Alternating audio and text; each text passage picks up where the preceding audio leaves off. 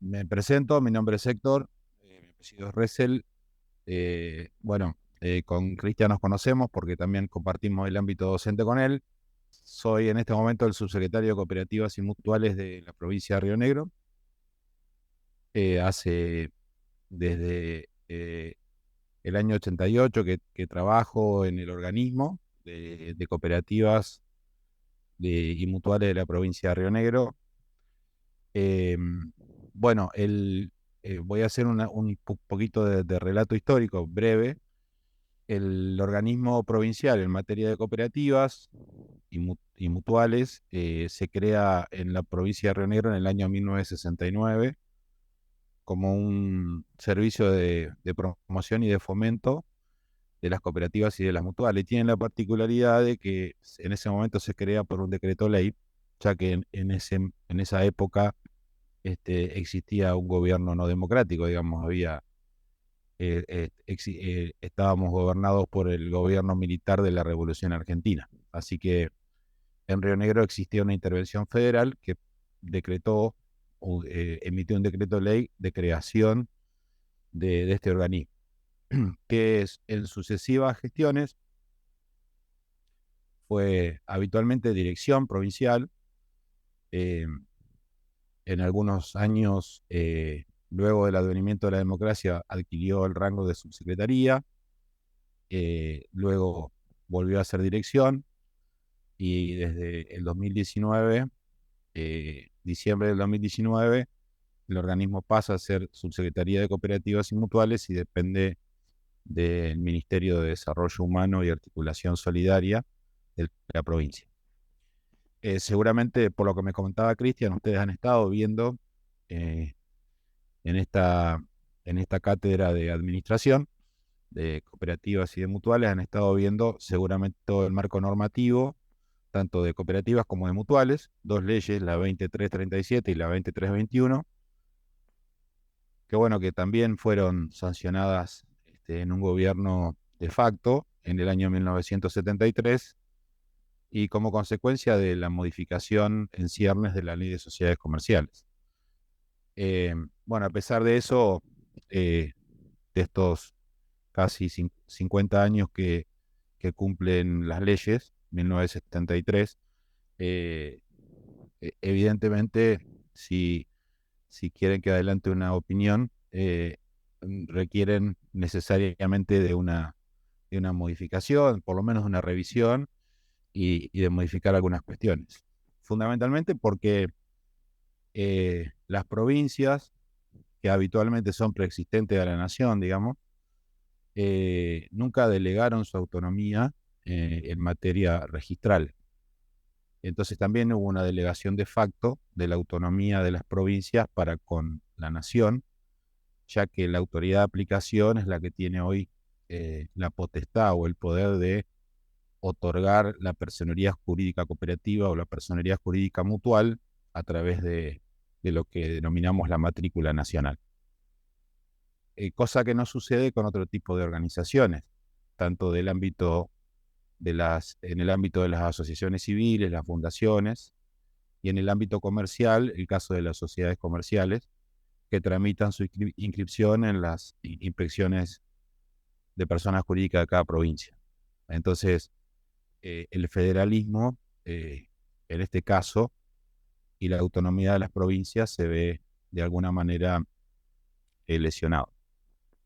No obstante eso, el rol nuestro como subsecretaría en la provincia de Río Negro que habitualmente es el mismo en el resto de las provincias con distintos matices, nosotros seríamos el órgano local competente en materia de cooperativas y mutuales en la provincia de Río Negro, así lo define un poco la ley, y tenemos convenios de delegación de facultades para en el caso de cooperativas y en el caso de mutuales, dos convenios a través de los cuales a la Autoridad Nacional de Aplicación delega facultades de fiscalización, de control público, de promoción, de fomento a en este caso a la provincia de Río Negro.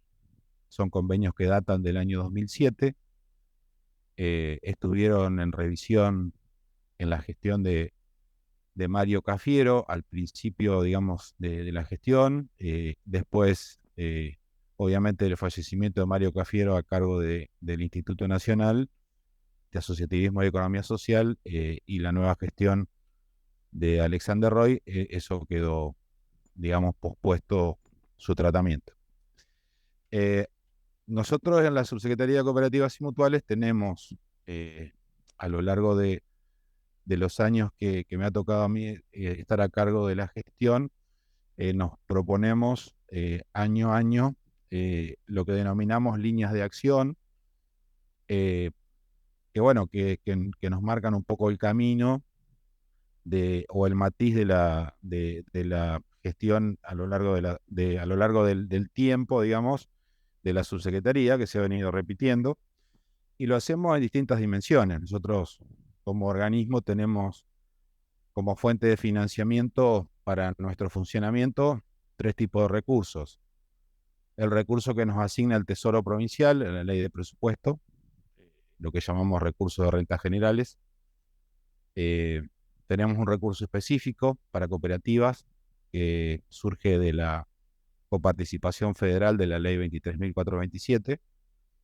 Y después tenemos un recurso provincial que es aportado por el movimiento mutualista provincial, y que tiene que ver con aquellas mutuales que tienen código de descuento. El código de descuento es aquellas mutuales que fundamentalmente operan con trabajadores públicos, ya sea el ejecutivo o del personal docente, eh, como que pagan por el servicio de código de descuento de las cuotas sociales y de los créditos mutuales, pagan un determinado porcentaje. Ese porcentaje en gran parte financia al Instituto Provincial de la Administración Pública, el IPAP, acá conocido en Río Negro, y una porción de eso va a conformar un fondo para la promoción y la educación mutual. Esos serían los recursos. Ahora, si nosotros vamos al tema de nuestras funciones específicas, tenemos una función principal que tiene que ver con el control público, que tiene que ver con que las entidades den cumplimiento a toda esa normativa de carácter nacional, las leyes específicas de cooperativas y de mutuales, y toda la normativa que reglamenta de alguna manera esas leyes, que son las resoluciones del INAES.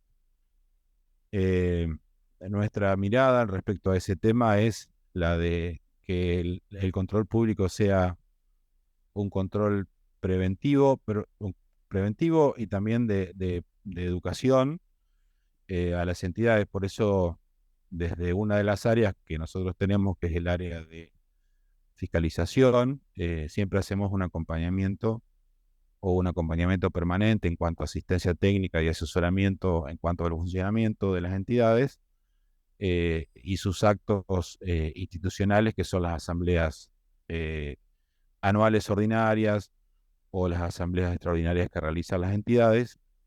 Y en el 90% de los casos, lo que hacemos es un acompañamiento a través de una modalidad o metodología que es la veeduría de las asambleas.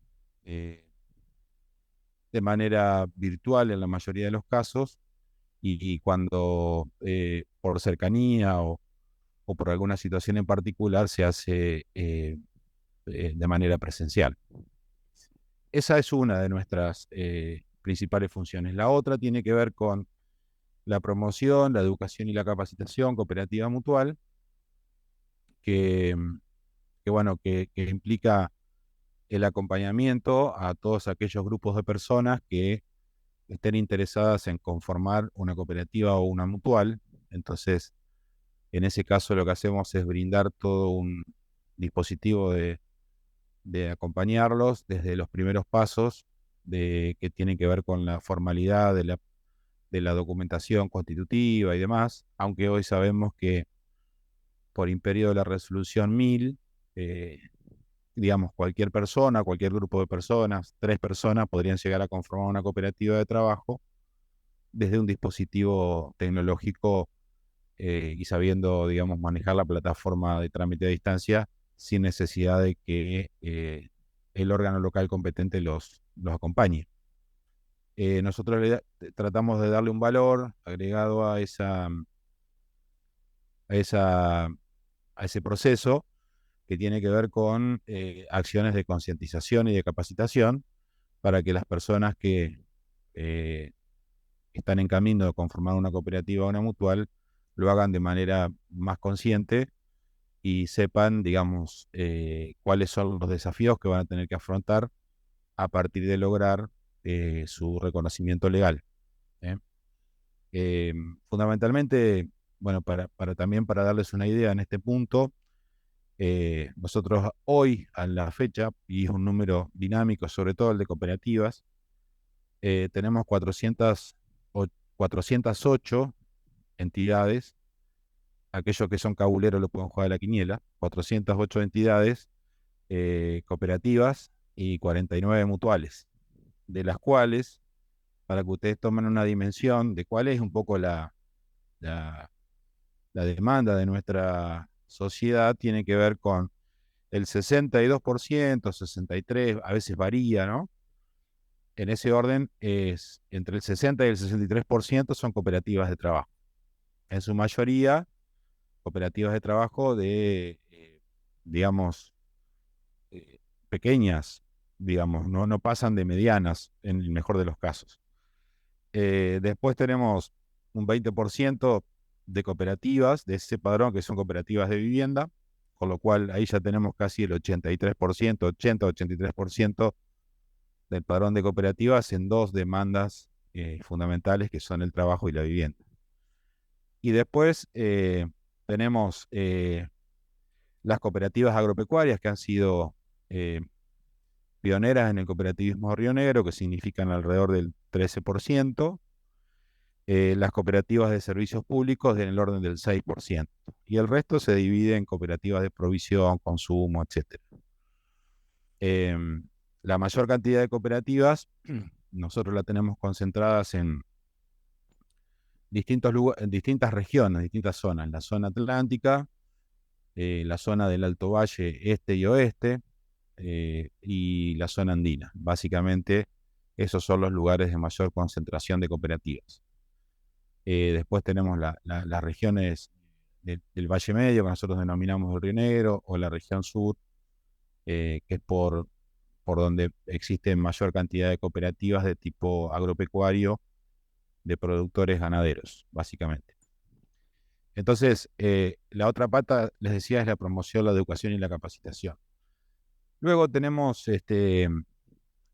un mecanismo, yo le hablaba de los recursos, y allí tenemos, eh, bueno, una de las cuestiones que a veces el movimiento cooperativo mutual requieren es el acompañamiento financiero, ya sea para fortalecimiento institucional, o para inversión en capital de trabajo o en bienes de capital. Entonces, eh, nosotros los recursos de cooperativas y de mutuales no los administramos discrecionalmente, sino que el movimiento cooperativo y mutual, por nuestra legislación provincial, que sería por ahí para otra charla de otro tanto de tiempo, establece que el movimiento cooperativo y mutual tienen participación en determinados ámbitos en los que debatimos y discutimos la política pública en cuanto a la aplicación de esos recursos. Entonces, en el caso de las cooperativas, lo que recibimos en materia de coparticipación federal, que son o van a ser alrededor, estimamos este año, alrededor de 50 millones de pesos, lo, lo debatimos y lo discutimos en el ámbito de una comisión provincial mixta de educación y promoción cooperativa, eh, y allí destinamos esos recursos a eh, proyectos de fortalecimiento institucional que tienen que ver más bien con pequeñas inversiones en herramientas y lo que tiene que ver con el fortalecimiento institucional, que es acompañar a una entidad cooperativa a regularizar alguna situación de honorarios contables, pago de balances, alguna situación judicial, etcétera, al pago de algún canon en en alguna cooperativa de trabajo que requiere. Entonces, bueno, depende de los proyectos, se financian vía aporte no reintegrable, que en promedio andan en el orden del 1,5 millones más o menos cada aporte. Y por otro lado, también acompañar acciones que tienen que ver con proyectos de educación, de formación, de fomento del sector cooperativo. Entonces ahí por ahí financiamos actividades que tienen que ver con organización de encuentros, jornadas, congresos, que bueno, que es algo a lo que apuntamos. Ahora estamos financiando para las cooperativas escolares, generamos un programa que se llama Programa de Asistencia Financiera a Cooperativas y Mutuales Escolares, a través del cual la cooperativa escolar puede solicitar un financiamiento, pero para eso requiere de el acompañamiento de una cooperativa de mayores que apadrine a la cooperativa escolar y estamos en condiciones de financiar proyectos de hasta 400.000 pesos para alguna actividad o proyecto dentro de la comunidad educativa en la que funcione la cooperativa escolar. Y por otro lado, también está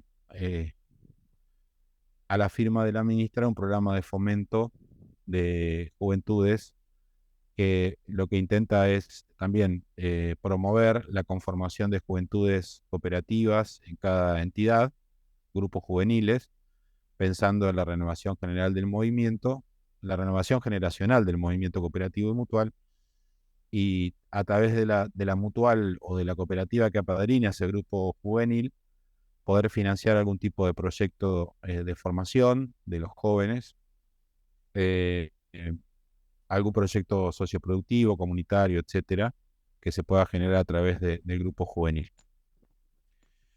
Y por otro lado, tenemos también los fondos mutuales, los definimos a través de lo que se denomina Consejo Asesor Mutual, ¿sí?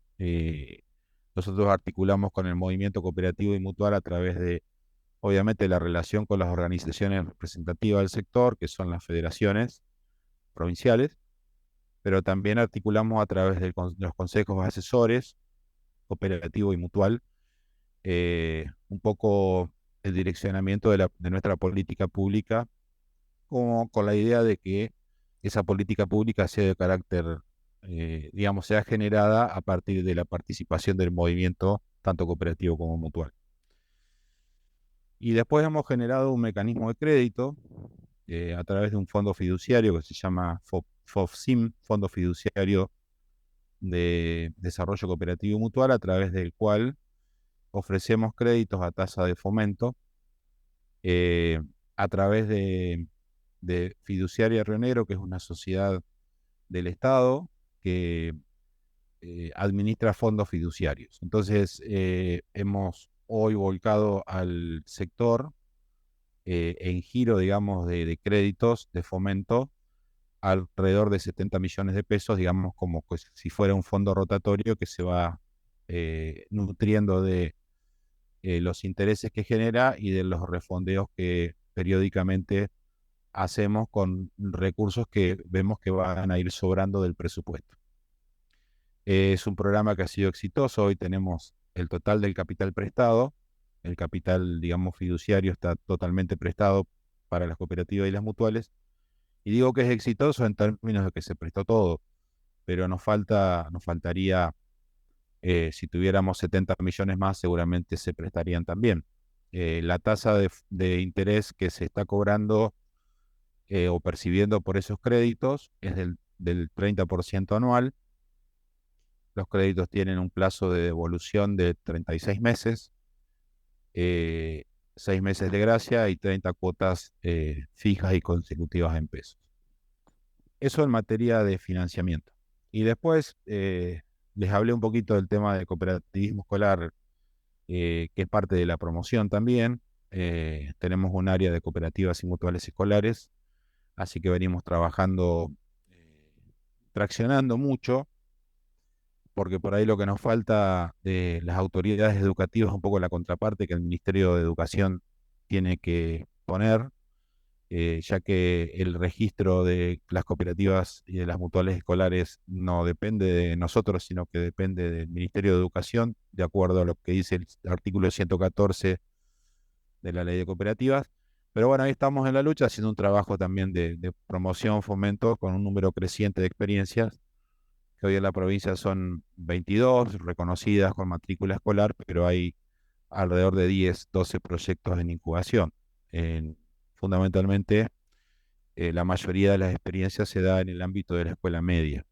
Si bien hay también algunas experiencias en caso de nivel primario y en caso de escuelas de educación especial.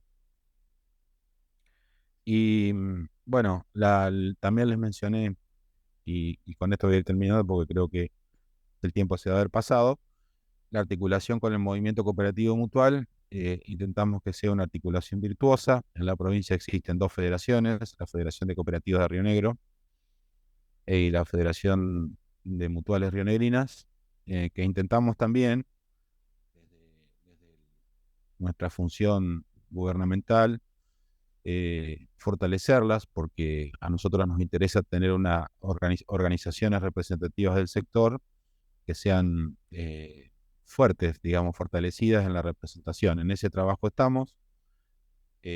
No es fácil, porque bueno, el universo de 408 cooperativas más 49 mutuales, no todas obviamente tienen la intención o el interés de participar, pero bueno, se viene trabajando en estas cuestiones, organizando habitualmente actividades en las cuales colaboramos, con recursos financieros, pero también las entidades colaboran con su logística, para por ahí desarrollar, como les decía, algunos tipos de eventos que tienen que ver con la formación de la conciencia cooperativa mutual.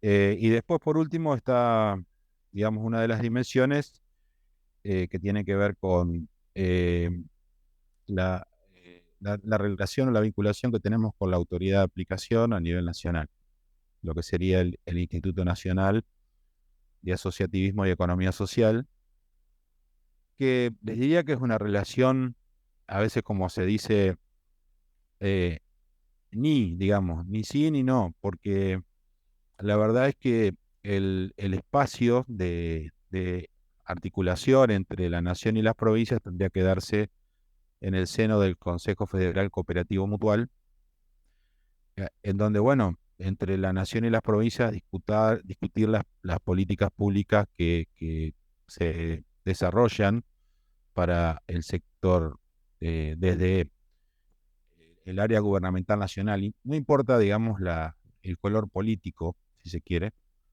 pero bueno, no hemos logrado, o hemos logrado muy poca articulación, si bien obviamente tenemos relación y tenemos vínculos con las distintas áreas del Instituto Nacional, porque es la autoridad de aplicación y a veces la que tiene la última palabra en determinadas situaciones, sobre todo en las que tienen que ver con la aplicación normativa.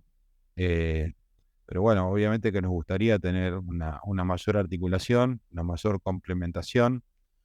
Eh, Hay acciones que el instituto desarrolla de manera territorial en Río Negro y no las comunica, digamos, no las comunica a los órganos locales. Entonces eso de alguna manera genera un resentimiento y tensiones, bueno, que se podrían evitar si hubiese una articulación más madura, tal vez, entre el órgano nacional y los órganos locales, porque a veces los recursos siempre son escasos, tanto los recursos materiales como los recursos humanos, y los que estamos más cerca de las entidades, obviamente somos los órganos locales que las atendemos en lo cotidiano y le prestamos ese servicio de acompañamiento permanente. Nuestro servicio de acompañamiento no es arancelado, por ejemplo, ¿no? Nosotros, a cualquier entidad que requiere, no sé, desde una certificación de una copia o una certificación de, de que la cooperativa está funcionando regularmente, una certificación de autoridades y demás. Obviamente nosotros no se cobra un arancel, como sí suele suceder con las inspecciones de personas jurídicas de las provincias, que cada trámite lo cobran con un sellado, etcétera, etcétera. Eh, entonces, todos los recursos, nosotros las actividades las sostenemos con recursos presupuestarios. No es que hay un ánimo recaudatorio, sino de acompañamiento y de fomento del sector. Así que bueno, es un poco en términos generales el trabajo cotidiano, digamos, y la mirada que nosotros tenemos, que para que ustedes tengan una idea, yo les hablaba de un padrón actual de 408 cooperativas. Cuando iniciamos cuando yo inicié, digamos, siempre trabajé muchos años, digamos, y de hecho soy personal de planta.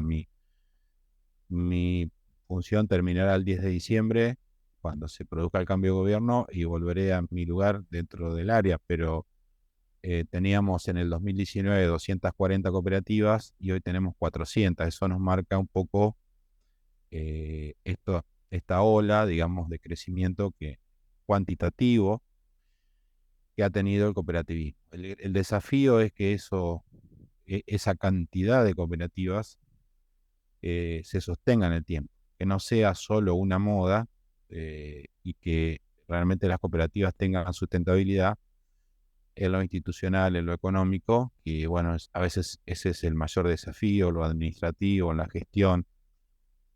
Por eso, bueno, nosotros también, desde lo que es la parte de promoción y educación cooperativa, brindamos dispositivos, a veces dispositivos a medida por un requerimiento de una cooperativa, o dispositivos generales.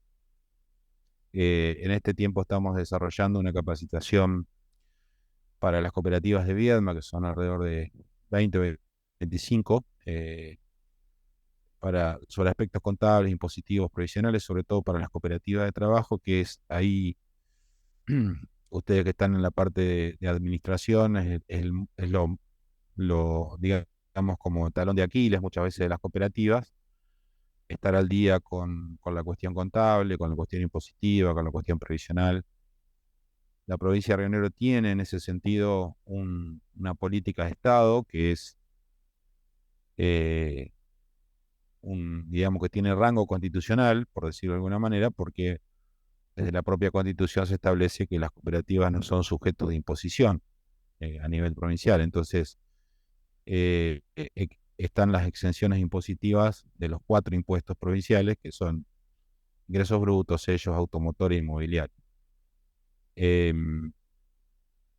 Toda una cuestión, digo, la dejo ahí picando, que tiene que ver con la revisión de la legislación. Me parece que es un tema importante. La revisión del federalismo en esa legislación.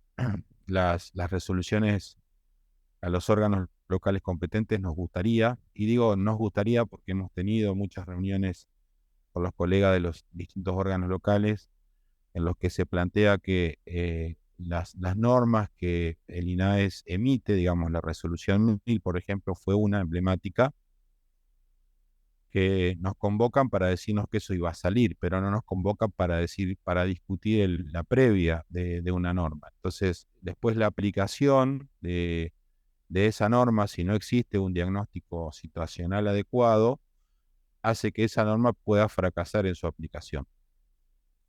El caso emblemático es el de la resolución 189, que es la del informe socioeconómico.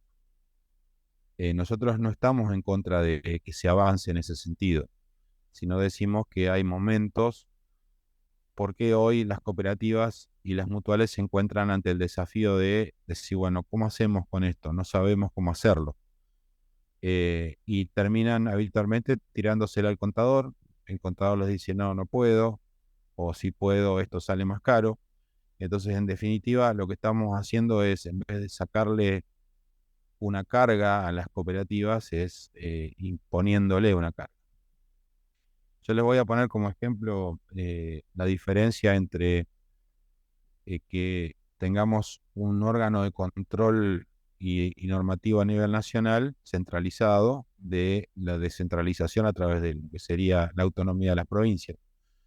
Las personas jurídicas, por ejemplo, la provincia de Río Negro, con la modificación del código civil y comercial, cuando se constituía a partir de la conformación de una asociación civil, por ejemplo, tenemos que certificar la firma ante un escribano público, sí o sí, eso es lo que dice el código. Bueno, la provincia de Río Negro, en función de su autonomía, saca una resolución, la IGJ, y permite que la certificación de esas firmas la haga un funcionario propio de la IGJ o un juzgado de paz, digamos, a un costo mucho más barato, en contra de la corporación de los notarios, ¿no? De los escribanos. Y, y a la vez, ya en el año 2015, se emite una resolución en la que aquellas asociaciones civiles, fundamentalmente barriales, clubes y demás, que tienen hasta una determinada operatoria que hoy debe andar en el orden del 1,5 millones, 2 millones de pesos al año, solo con la firma, el balance o el estado de cuentas, llamémosle la memoria, el balance, eh, Héctor, informe de la Comisión Revisora de un Cuentas. minutito, Héctor, nomás. Ya se nos corta, viste que el Zoom esto tiene ese problema, se corta Sí, los 30 minutos. bueno, Nos sumamos ahora, se corta, seguramente se va a cortar ahora, termino de hablar yo y se corta, y nos sumamos al mismo link y ya redondeamos para hacer algunas consultas, unas preguntas y ya te dejamos libre. Pero perfecto. Héctor, estabas dando un ejemplo vinculado a cómo de gobierno provincial se sacó una resolución, si no escuché mal, en relación Sí. a no complejizar los trámites vinculados a esta constitución de entidades, por ejemplo, asociaciones civiles, con la Inspección General de Justicia, ¿no? De la provincia. Está hablando. Claro, sí, Ujú, justamente. Entonces, digamos, hoy por hoy, lo que sería la memoria, el balance de aquellas asociaciones cuyo monto digamos, la resolución establece que arrancó con un tope de 500.000 pesos en el 2015 ujú. y anualmente se va a ir actualizando ese monto en función de los índices inflacionarios anuales. Con lo cual hoy debemos estar fácilmente, no tengo el número exactamente, pero los 2 millones de pesos tranquilamente. Entonces, ¿qué significa esto? Que, digamos, la asociación civil hace su estado de cuentas, digamos, el estado patrimonial y el estado de resultados lo firman los representantes legales, los responsables estatutarios, y, y bueno, y con eso pueden celebrar sus asambleas y con esa resolución pueden abrir una cuenta en el banco, pueden inscribirse en la FIP, etcétera, etcétera. Nosotros teníamos, y con esto redondeo, digamos, una resolución de hace, eh, digamos, muchos años, una resolución por allá de los años 80, que establecía una resolución del INADE que establecía que en el caso de que la situación económica de la cooperativa lo justifique, estaba basada en el artículo 81 de la Ley de Cooperativas, que establece el servicio de auditoría externa, que dice que en aquellos casos en que la situación económica de la cooperativa lo justifique, el servicio de auditoría externa, la cooperativa lo puede solicitar al órgano local competente. Y si el órgano local competente le dice que no se lo puede brindar, la cooperativa queda exceptuada. Entonces, en esos casos, digamos, había una resolución del INAES que permitía que se presentara un balance con una excepción de no hacerlo certificar por el Consejo de Ciencias Económicas, lo cual implica, digo, no sé, hoy ahorrar un costo mínimo, no sé, acá, por ejemplo, los balances dependen de la tabla que el Consejo Profesional de Ciencias Económicas establezca para cada provincia, pero hoy, digamos, acá por menos de 120, 150.000 pesos, un balance, ningún contador te lo hace. Y tampoco decir contra, obviamente, el valor del trabajo del contador, porque tiene su valor, ¿no? Pero sí, a veces es significativo para las pequeñas cooperativas tener que hacer frente a ese costo. Con lo cual, ¿qué quiero decir con esto? Si nosotros tuviéramos autonomía en materia normativa, por ejemplo, de emitir una resolución, seguramente acompañaríamos esos procesos de una mejor manera. Eh, y esto es uno de las, incluso, digamos, me ha tocado enviarle información al presidente del INAES, Alexander, que es una persona sumamente formada, digamos, muy interesante para charlar, eh, justamente de antecedentes de esta resolución, que si uno la busca, no encuentra el texto. Pero digamos, redondeo con esto y quedo abierto por ahí a alguna pregunta y agradecerles el aguante.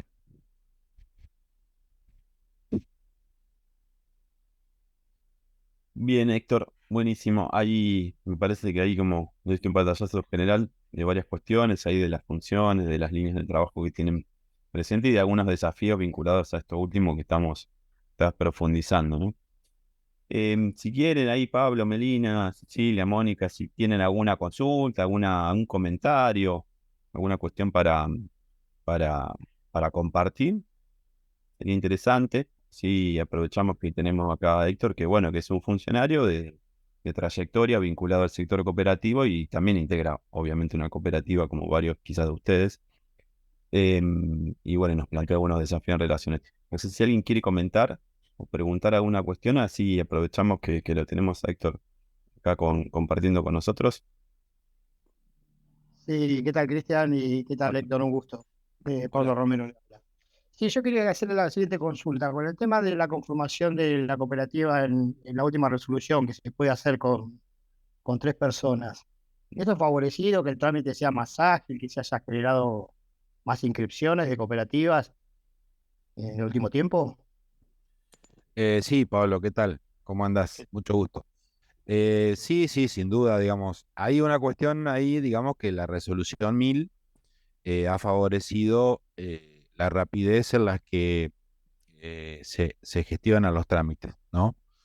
Em, Eso nosotros veníamos observando y era también un reclamo de las jurisdicciones provinciales, la demora, pasaban 6 meses, 7 meses, a veces un año, para que salga una matrícula. Evidentemente, o mejor dicho, está comprobado empíricamente, por decirlo de alguna manera, que el hecho de tramitarlo a través de la plataforma TAD ha generado una mayor celeridad en los trámites y, eh, y por supuesto también el incremento en la cantidad de inscripciones, las dos cosas.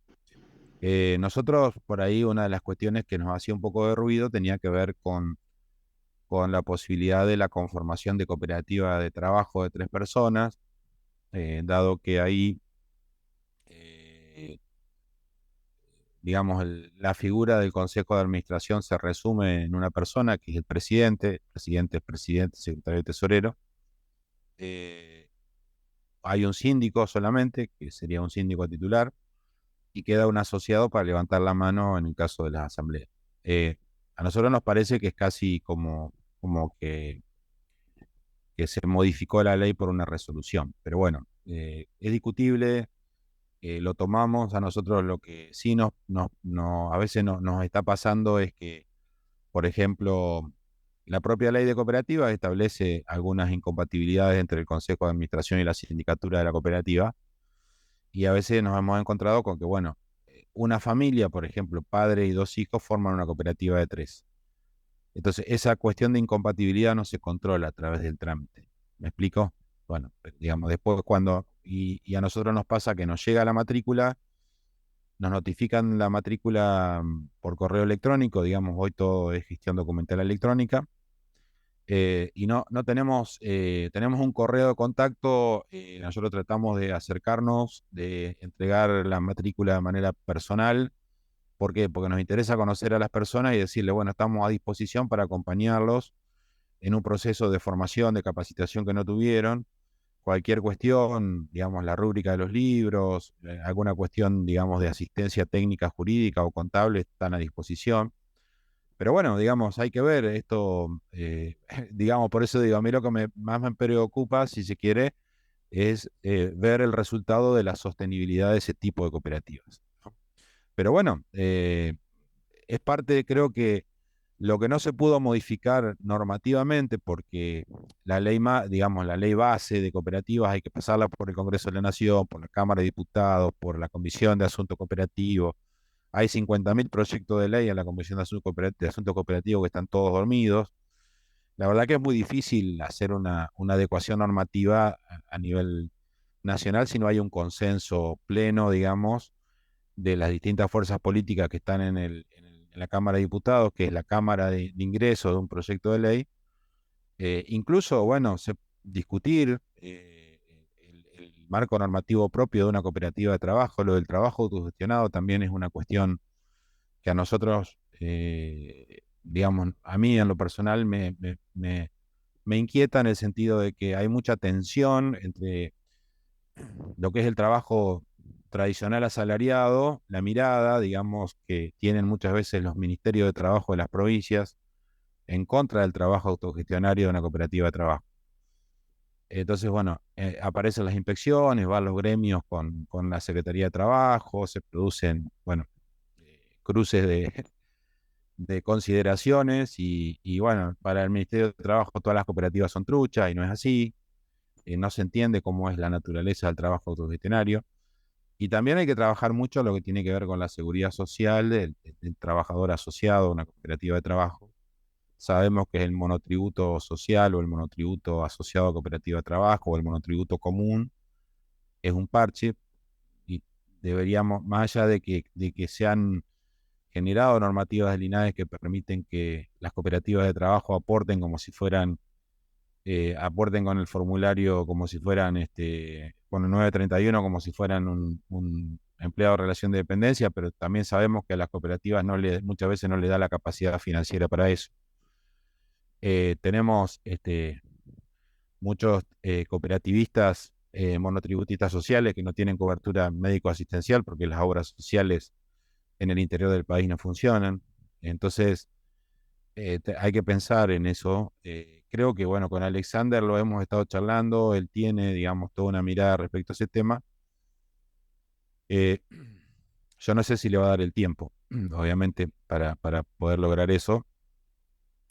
Obviamente, no desconocemos que estamos en una época en la que va a venir todo un proceso electoral y puede llegar a haber cambios o no, pero hay que ver, digamos, qué es lo que va a suceder de diciembre en adelante en nuestro país con respecto al tema de la economía, social, solidaria, popular y comunitaria. Ustedes saben que depende muchas veces del viento político, se castiga o se promueve, digamos. Entonces estamos en esta permanente intermitencia, eh, que, bueno, que hace que por ahí no se termine de consolidar el modelo de la economía social, solidaria, comunitaria y popular, porque, bueno, muchas veces se la asocia con la rueda de auxilio de las situaciones de crisis, o, bueno, está asociada con las clases más vulnerables, está asociada muchas veces con cuestiones que tienen que ver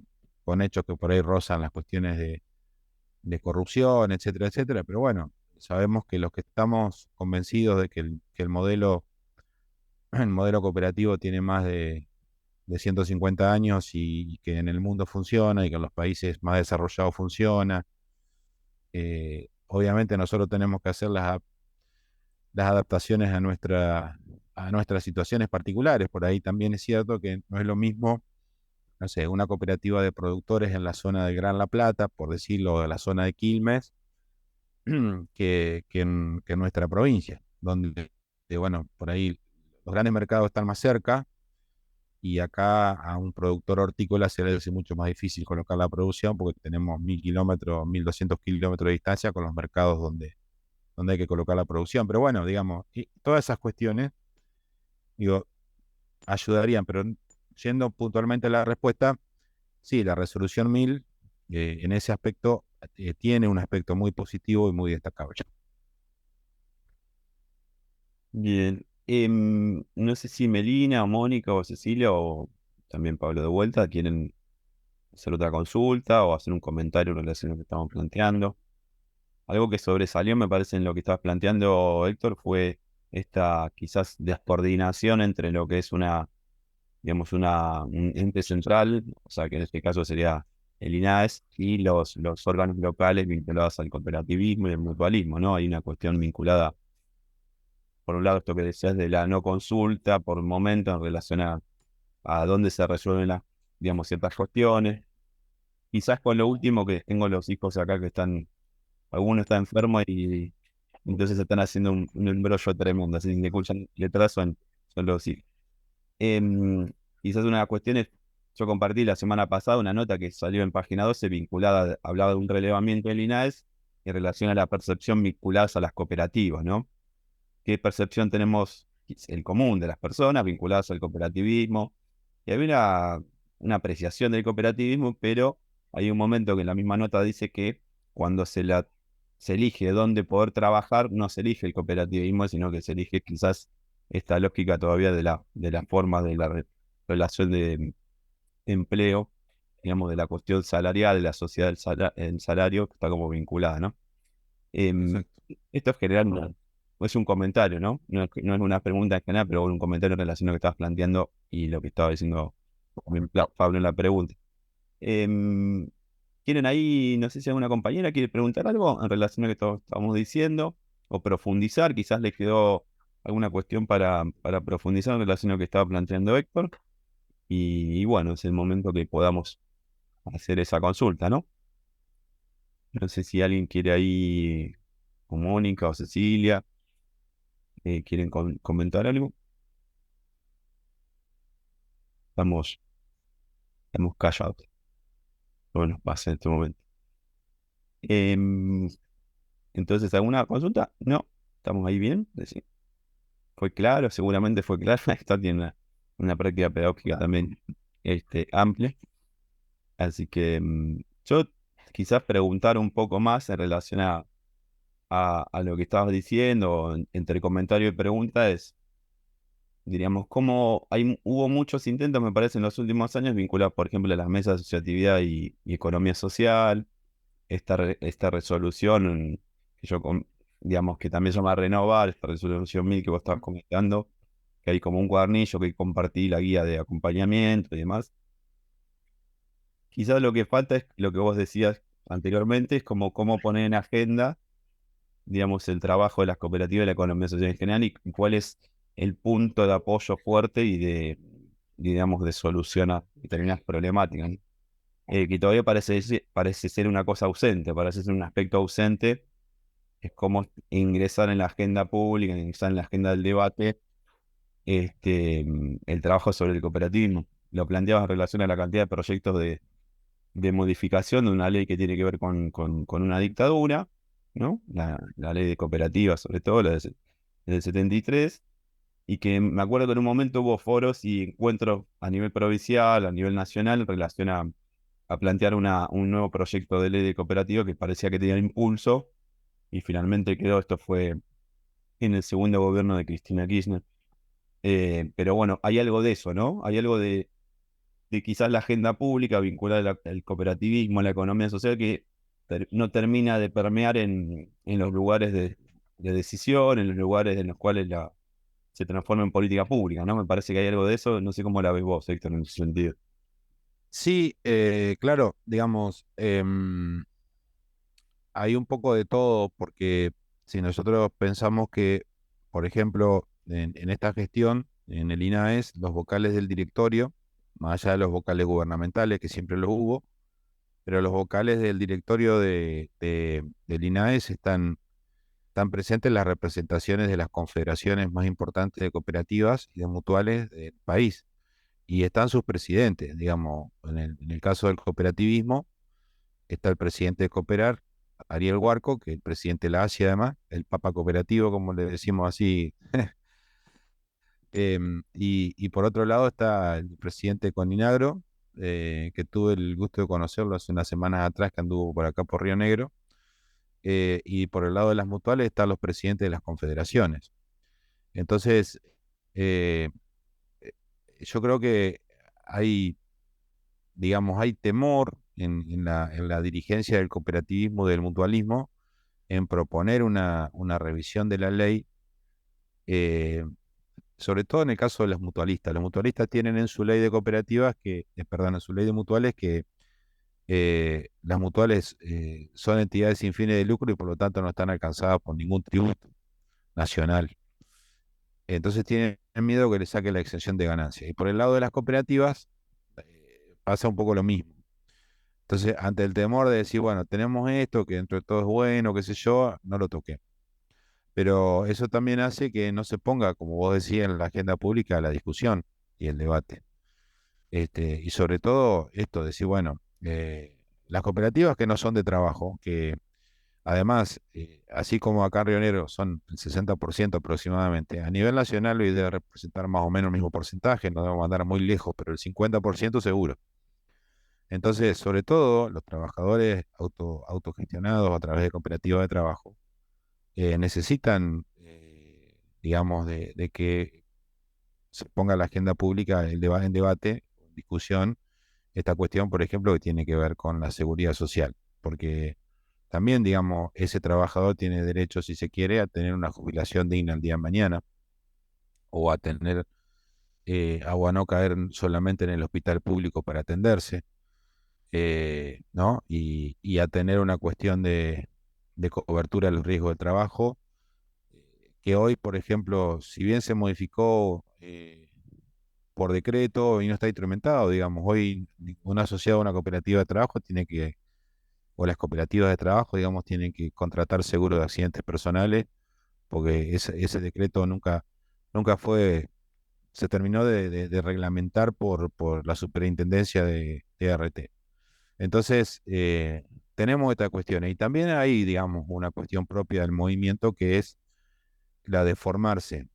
Yo lo que veo por ahí, cuando nosotros planteamos desde lo gubernamental, con la sana intención de que tengamos dirigentes más conscientes, más fortalecidos, que tengan la posibilidad de plantarse, por ejemplo, cuando se debata, porque seguramente en algún momento va a llegar otra vez que las cooperativas tienen que pagar impuestos a las ganancias. ¿Y por qué no? ¿Por qué no las cooperativas, es más, tendrían que estar fuera de la ley de ganancias? Ni siquiera tendrían que estar mencionadas. Hoy están no alcanzadas. Ese no alcanzado. Y después terminamos negociando un puntito más por el tema de la contribución especial y demás.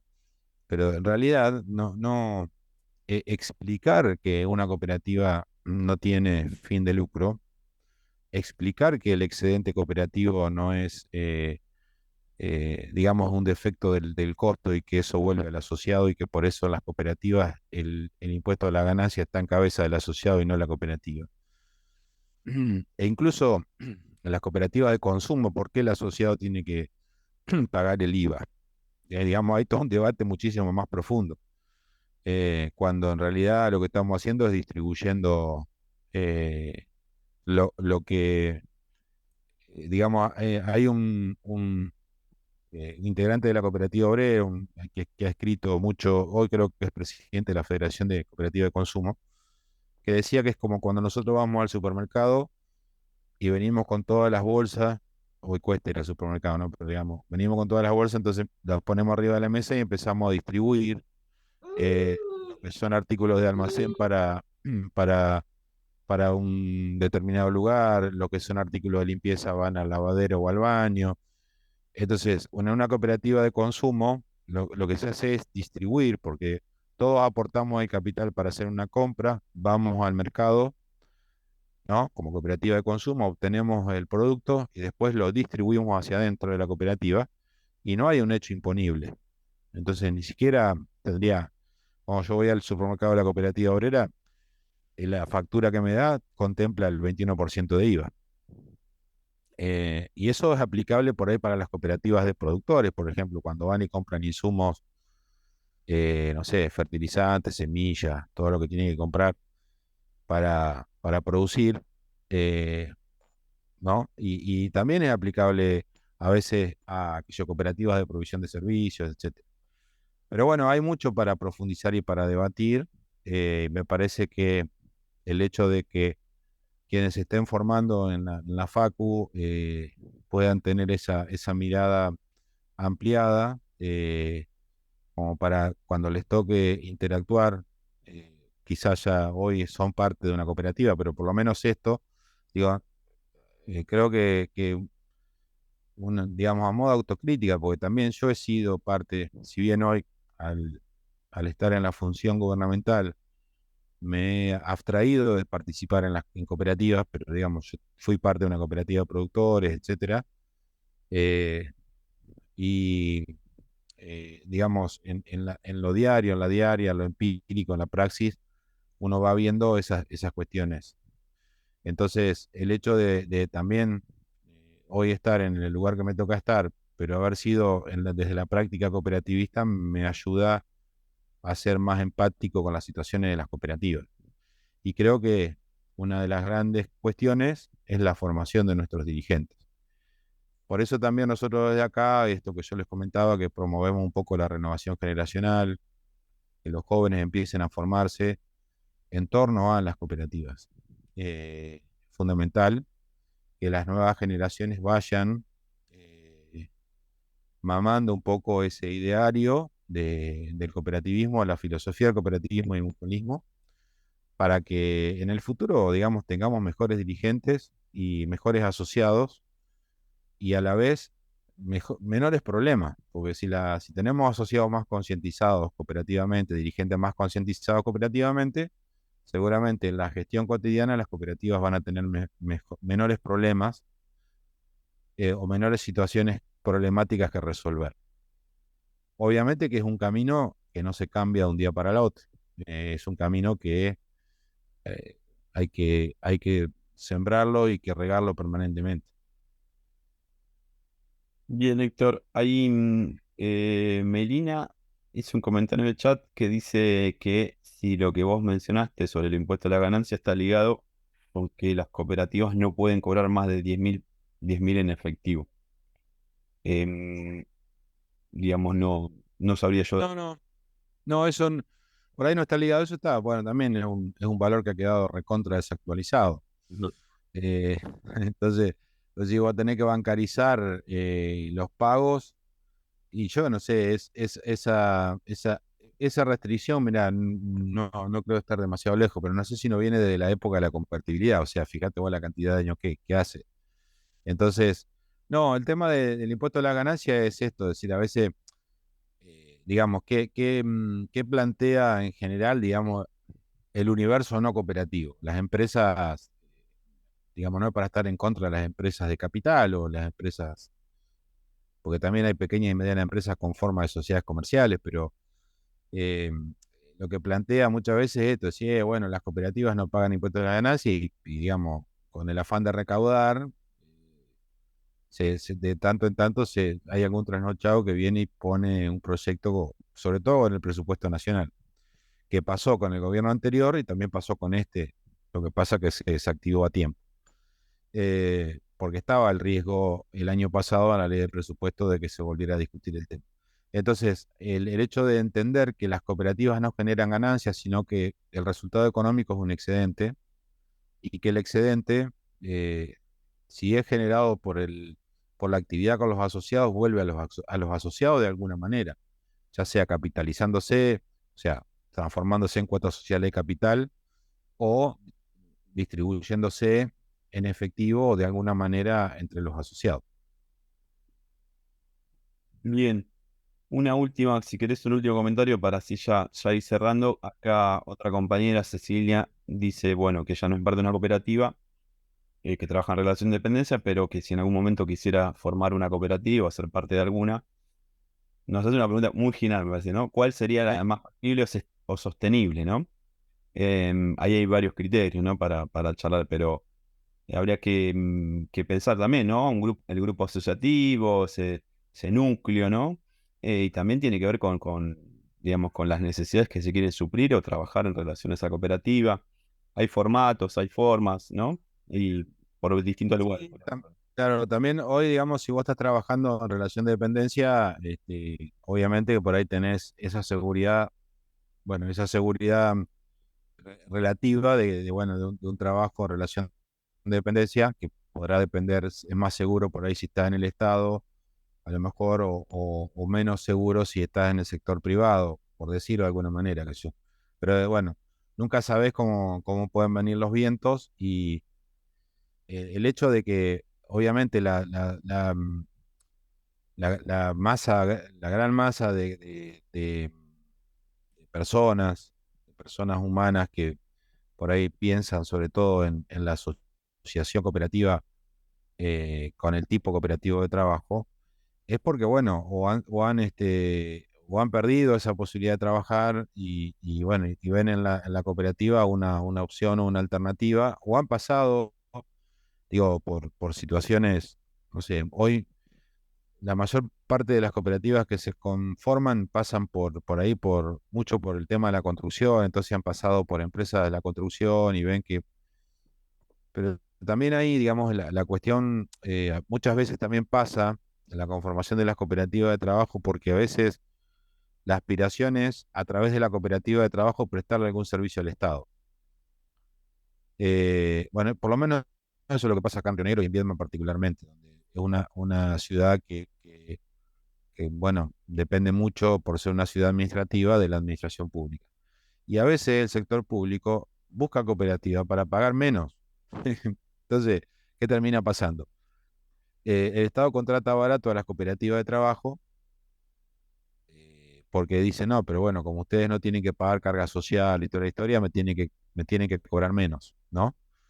Y entonces se termina ajustando por el lado del valor del trabajo del asociado trabajador. Entonces, digo, acá en la administración pública hay varias cooperativas en Río Negro, en Viedma, que brindan el servicio de limpieza a las oficinas, por ejemplo, ¿no? De los distintos organismos públicos.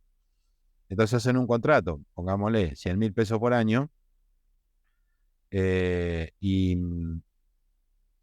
bueno, firman un contrato por ese valor y después no hay redeterminación de ese valor en función de la inflación. Entonces, obviamente que el anticipo a cuenta de resultado que cobra el asociado trabajador se ve disminuido y eso genera tensiones dentro de la cooperativa, porque a dónde va para la plata, qué sé yo. Y bueno, estas cuestiones son las que a veces hacen que las cooperativas tengan dificultades. Bien. No sé si te alcancé a responder la pregunta, pero bueno, y ahí No, vi que había una. la vamos a retomar. No le importa. Pero sí, diste, ahí Jessica, que se sumó más tarde, señala también esto con relación al ejemplo que dabas vos a la referencia. Dice que sucede en la universidad pública donde ella trabaja, ¿no? Bueno, Héctor, te agradezco, le agradezco a los compañeros y compañeras por estar acá. La idea es que conozcamos de distintos lugares digamos, el mundo del cooperativismo. Nosotros no trabajamos en mutualismo, Héctor, porque la materia, básicamente, cuando se constituyó, se basó en la gestión cooperativa, en la administración, pero bueno, es un punto también digamos, a profundizar y a tocar, ¿no? Pero quizás más adelante, si se modifica el plan de estudios de la materia, seguramente se va a incorporar.